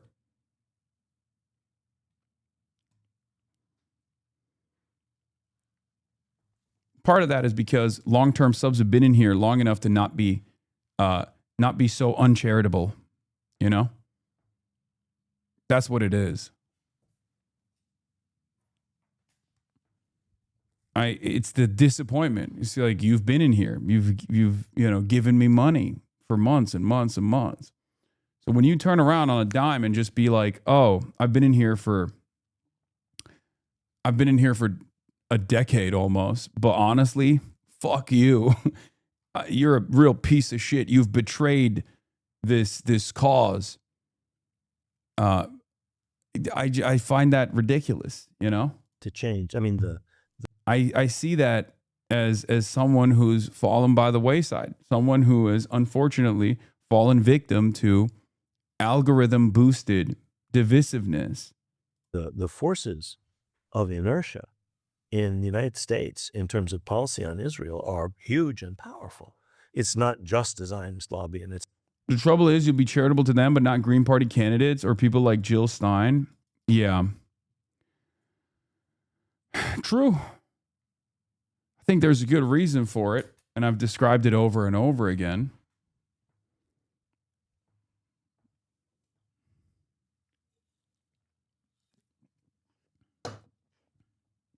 What's Jill Stein up to?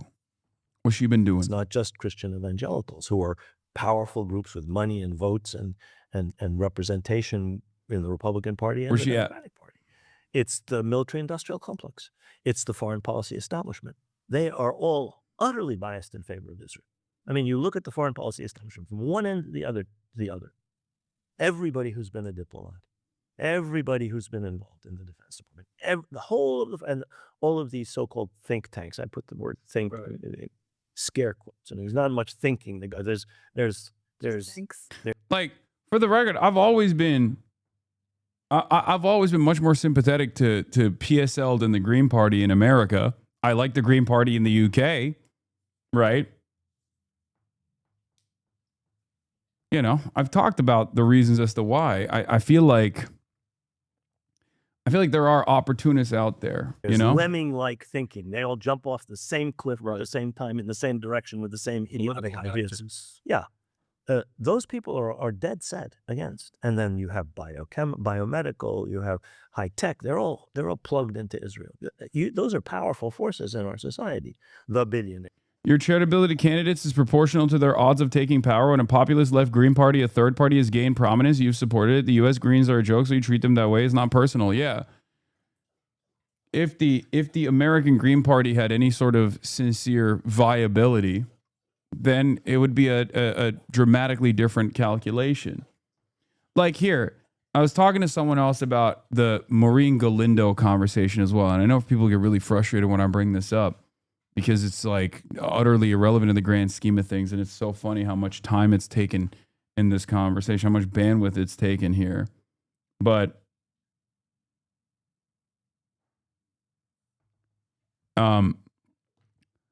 like Maureen Galindo has seen unspeakable violence, right? As many of us has as well.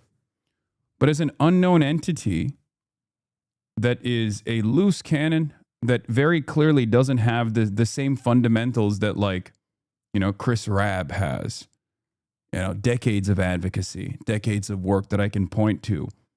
Just because someone has flipped on a dime and has seen this violence and is now communicating about this violence, but sometimes in ways that are definitely insane, who said things like, you know, Jews control Hollywood and you know, operate a synagogue of Satan and things of that nature. Like, why the fuck would I go out to bat for a person like that when I don't even know what she's going to say tomorrow? When I don't agree with that, you know? And people, I think, genuinely lean into more and more unhinged people because they're frustrated. But I see that, especially at a time when I have this insane fucking microscope that I exist under, where people come in here and say, hey man, you have to take this candidate seriously, when they are not taking themselves fucking seriously. And that actually will have impact on other serious candidates that I'm aligned with. Like, why the fuck would why would I do that? This person has done nothing to establish credibility in this space. This person has done nothing that I have seen beyond being an anti-Zionist, seemingly, ostensibly, right?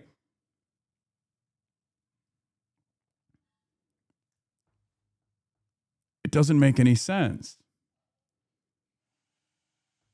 Like, I'm over here working with people like Adam Hamawi, Abdul El-Sayed, Chris Rabb, who just won his primary, and numerous others all around the country. And you want all of that work to fall by the wayside for the canon of the barrage of attack ads to just form on its own,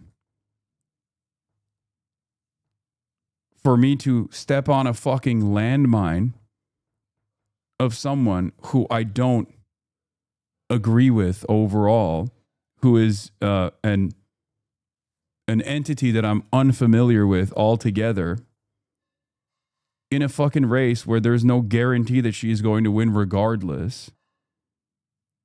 And you are just like deeply unserious. You're like, you have to do this. You have to endorse this person. It's fucking insane. It's insane. Why would I do that? Like, if she was a relative newcomer and she wasn't running around saying, you know, in the past, or promoting statements like Hollywood is the synagogue of Satan, owned by Jews, if she wasn't doing any of that shit, if she didn't believe that kind of stuff, if she had like a decent approach to this issue, even then it would be a risky decision to just like go out to bat and endorse someone, right? But at least I would be more willing to entertain it.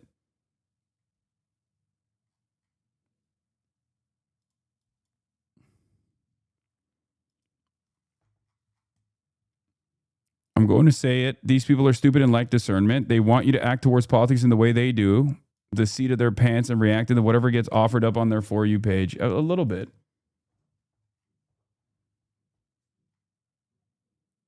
I feel like many people haven't seen that stuff because you only briefly covered it. I mean, I did cover that angle as well, though.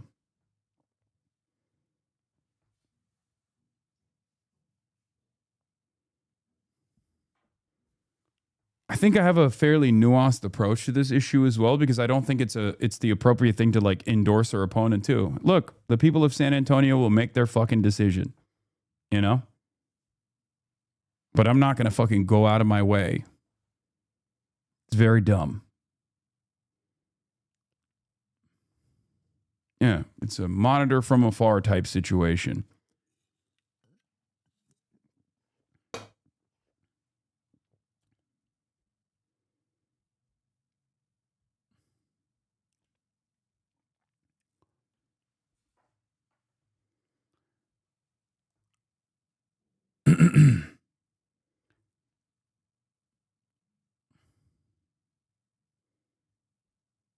It doesn't help that the people condemning her are condemning probably the least objectionable thing she said, the ice camps thing, and not that Jesus was combating the same synagogue of Satan 2,000 years ago that we are today. Yeah, I know. It doesn't. But that's the calculation I'm making when I say, like, yeah, I'm not going to fucking go out to bat for this person. Y'all are insane. Because at that point, it's like, I mean, you might as well, if that's the only thing you care about, then like the reality of the matter is, it's like okay, go out to bat for fucking Nicholas Fuentes too then, you know?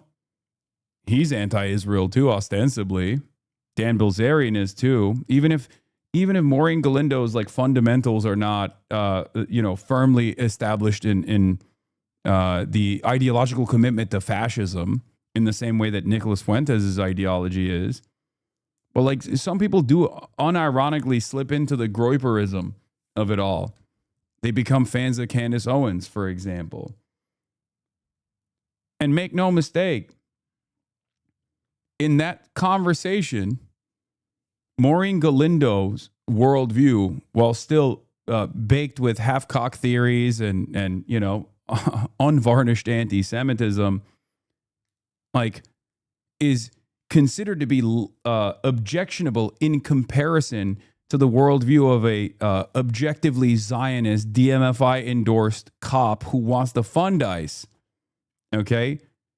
And that's ridiculous. This entire system is busted. In a world where no one has, or in a world where light condemnations every now and then are given to the likes of Randy Fine, but the very same Democrats that are never going to condemn Randy Fine whatsoever will say, oh, I'm going to work to expel this person if she's actually elected into office every single day. Yeah, of course I'm going to fucking bring out the fact that there is a ridiculous double standard here. Okay?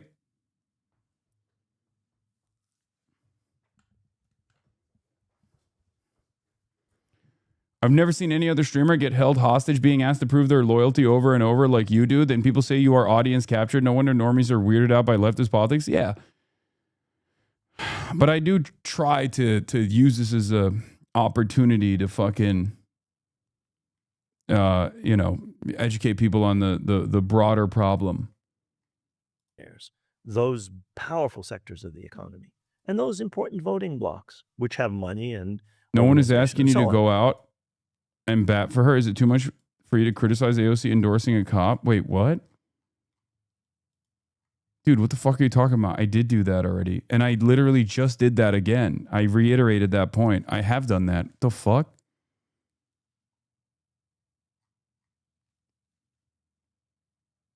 I did it yesterday and also just now. It's so fucking frustrating, bro. I feel like people just want black and white thinking, and they don't hear it, maybe. I mean, you're a subscriber. You literally can just rewind if you didn't catch it. It's the Nithya interview all over again where people criticize you for not doing what you objectively did. Yeah, it's very strange. People are just like, people are posturing against what they think I've done rather than just like looking into it themselves. And yeah. Here's a 1-minute clip. And the biggest error, in my opinion, was for her to then turn around and endorse Johnny Garcia. Okay? If you're in Texas 35, go vote for Johnny Garcia. Okay? That's ridiculous. You are under no obligation at all to endorse and push for a fucking sheriff that is pro-ICE and also pro-Israel. That's crazy.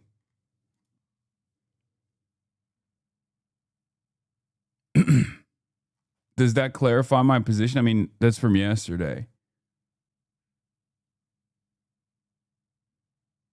Anti-Semitism aside, Galindo is also an insane person who would not be a strong ally in Congress. Sometimes people who you agree with on an issue can be such a bad advocate that they actively make your efforts harder. A bad advocate on your side could be just as detrimental as a good advocate on your enemy's side. Khalidi made the same point in this interview. Yeah. I was wrong. Okay. Thank you.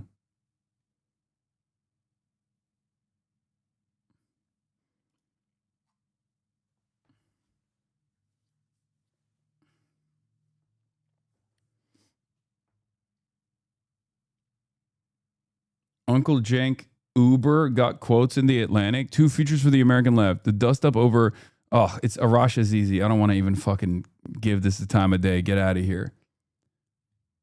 Anyway, my point is, here's my point, okay? My point is, as long as people like AOC prop up those to the left of her over and over again and keep pushing the conversation and don't like make unbelievably egregious red line inducing errors, which I'll be honest, she has done that in the past. Like we're working tirelessly for a ceasefire. The calculation that she made there is a horrible one. Okay. But even then, there's a give and take. There's a push and pull. As long as she's still committed to building out this movement, then what can I do? You know what I mean? What am I supposed to do? Of course, I'm going to receive that with grace and say that it's a positive thing overall, especially when it's matched up with the rest of her actions.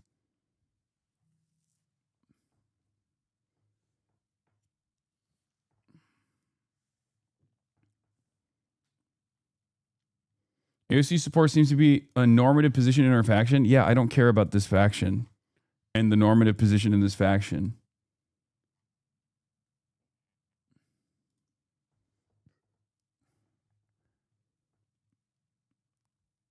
Yeah. I also don't know Tallarico at all. And Tallarico is already backed by a liberal, third way adjacent centrist think tank anyway. I think, he's great for fucking, Ken Paxton. This is the thing. Endorsing a candidate who's pro-constitutional candidates for immigrants and pro-genocide is not a red line for her. She could have said nothing. Stuff like this is why people don't trust her. I think so too. And it just bubbles up. And it causes people to be...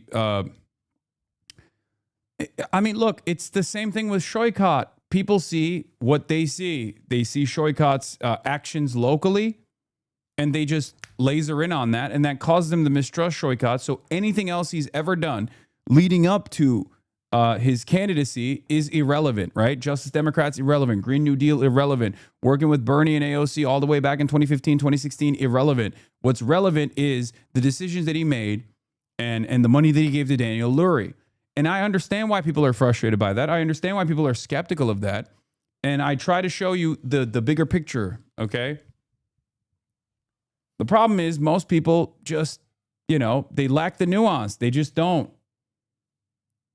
They don't see it. They don't see the other stuff. Or at least once that skepticism is set in with AOC or even with Shoykot Chakrabarti, it's over. Every other thing that they've done that actually goes against their prior their prior assessment of this person being an asset or an enemy is cast aside or analyzed from this deeply skeptical lens where it's like, oh, Rashida and Ilhan are probably not making this calculation that, someone like myself has made as well. It's actually probably because of some other ulterior motive.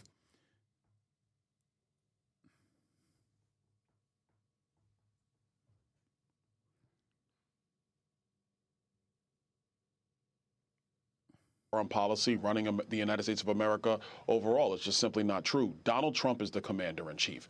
Donald Trump is running this government, not Bibi Netanyahu, not the Israelis. And I think what you're seeing is some of the most grotesque language, which is pure anti-Semitism, that's just not going to be tolerated. And I'm glad to see that we have members on the other side of the aisle who are calling this out where it stands, because we cannot allow this kind of rhetoric to continue. We have to be very bold and stand firmly against it so the American people can clearly see where everybody stands on this issue. And I'll add, before we turn it over to Josh, and I'll add that when you walk around the state of Florida or any other part of this country, most people find this to be just as disgusting as the three of us on this panel find it disgusting. Yeah, politicians accused of anti-Semitism said Israeli government is as evil as Hamas. Again, it's so funny because like Maureen Galindo pledged to jail American Zionists. Like, that is not the actual, anti-Semitic side. I mean, she's fucking crazy. But the shit that she said that's like actually anti-Semitic are, the things that they're not even talking about.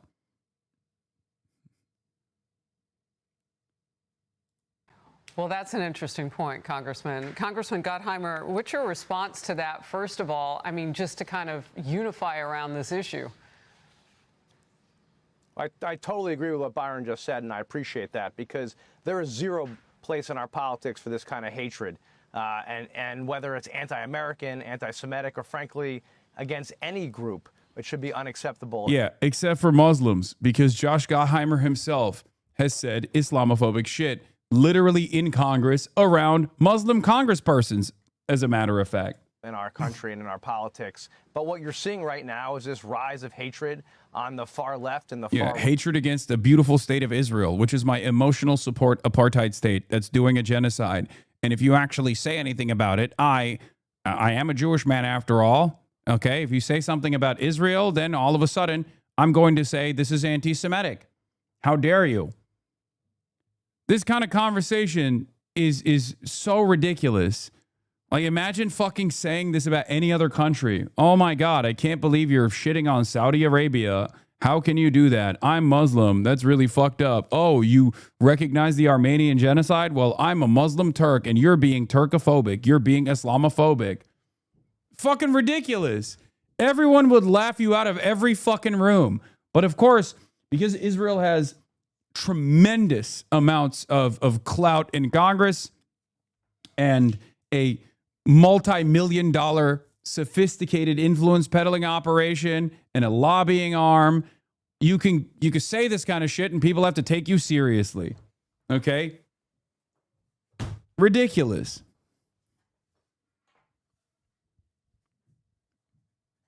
Right?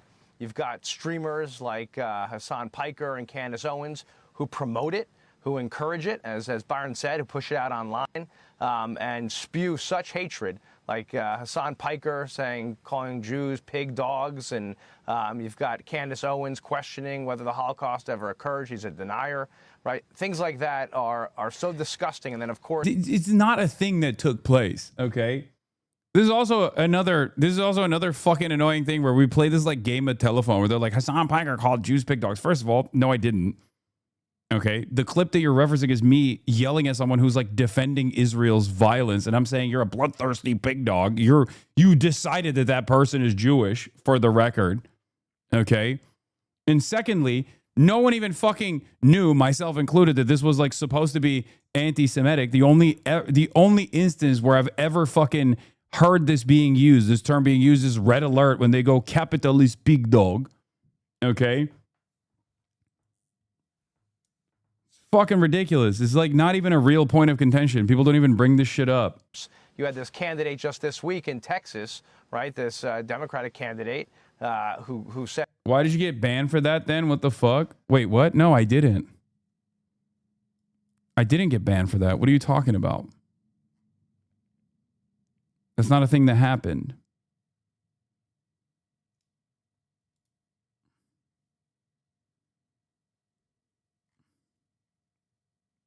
that Jews and Zionists should be put in concentration camps, right? And just said it like it was nothing. Of course, the Republicans are pushing it along so that other people see it. But, we should be very clear that that is not only not welcome in the Democratic Party, but we are going to be. No. Oh, I got banned for calling someone a Zionist, insert in bracket, animal. Okay? Like an animal name. One specific animal. That wasn't like a pig dog or something like that. No. That's that's what I mean. It's a totally separate instance.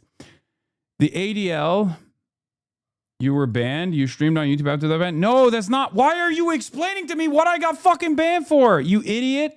No, this is a totally separate thing that he's fucking bringing up. And he's confusing even people in my chat. And they're trying to explain to me why I got fucking banned. No, the only reason why I got banned is because the ADL went to Twitch, okay, and made Twitch change its terms of service. That's a thing that happened, okay, where Twitch made Zionists a protected subgroup. So when I call someone a Nazi pig, for example, there's no ban. It's not, Nazi is not a protected group. Okay. Or if I call someone even an Islamist, an Islamist fundamentalist pig or something like that, that's not a bannable offense. Okay. It is, however, a bannable offense to use any kind of animal name, any kind of animal and Zionist together. Okay. That is, I can call hogs pigs all day. I can call Republicans pigs all day. Fascist pigs, Republican pigs, Democrat pigs. You could say that. The only group that you're not allowed to say that about is the ideology of Zionism. Those who believe the ideology of Zionism.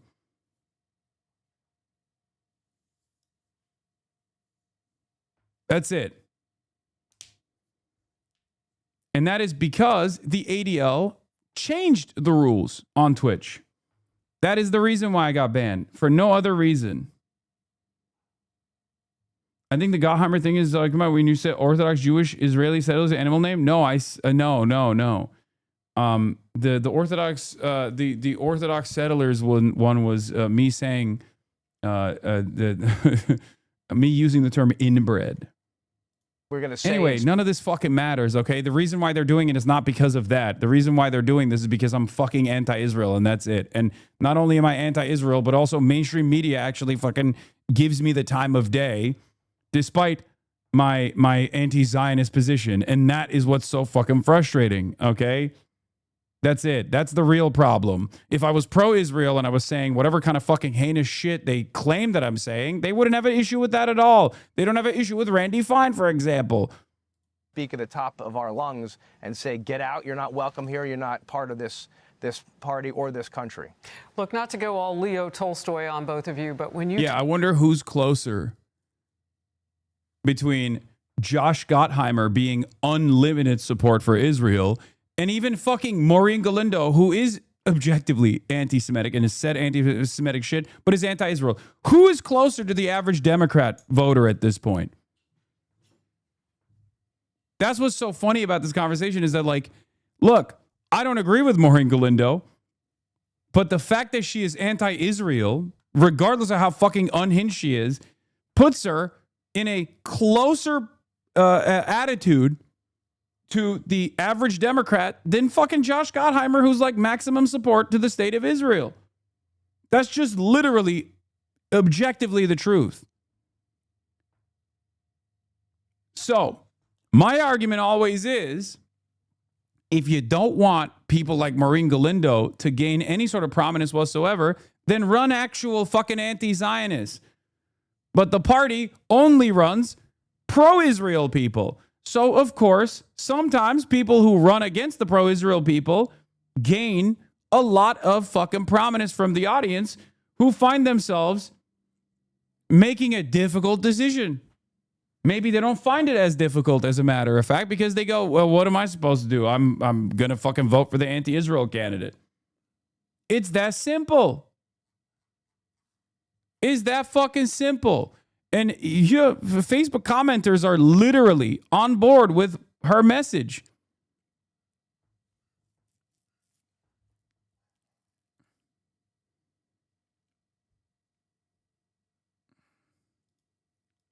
Is the Sean Hannity interview still happening? No, he escaped.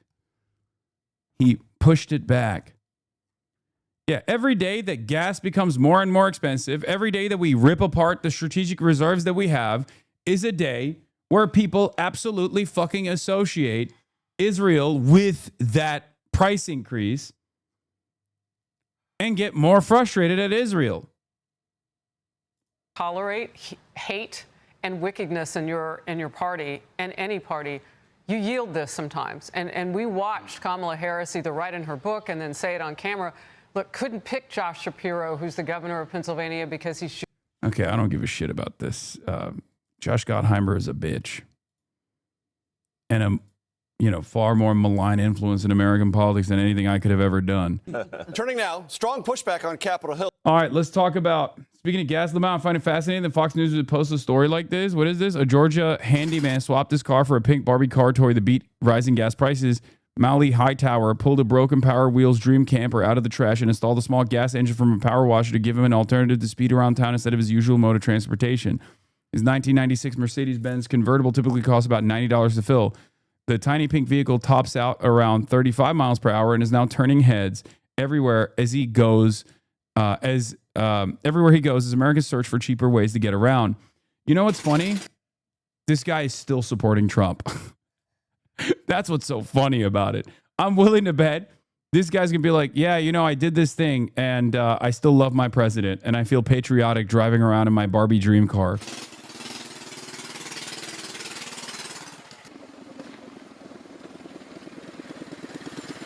I'm about to pull up.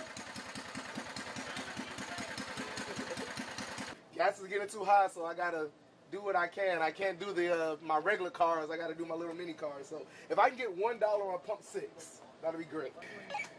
Thank you, sir. Thank you. We're gonna take some of that $4 gas and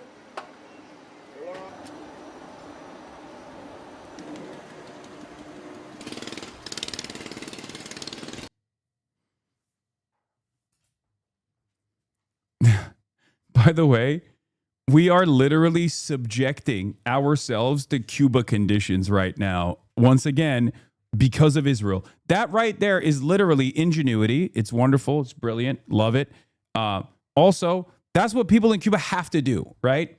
You don't have to do that in America. America is the developed nation state. And also on top of that, not in the crosshairs of a much larger, imperial superpower, right? In the way that Cuba is. And yet we are doing that to ourselves. We are doing that to ourselves right now. Fucking awesome. Great. Anyway, speaking of countries, third world nations that America obviously represents, for the record, again, because of our own unlimited appetite for death and destruction around the world.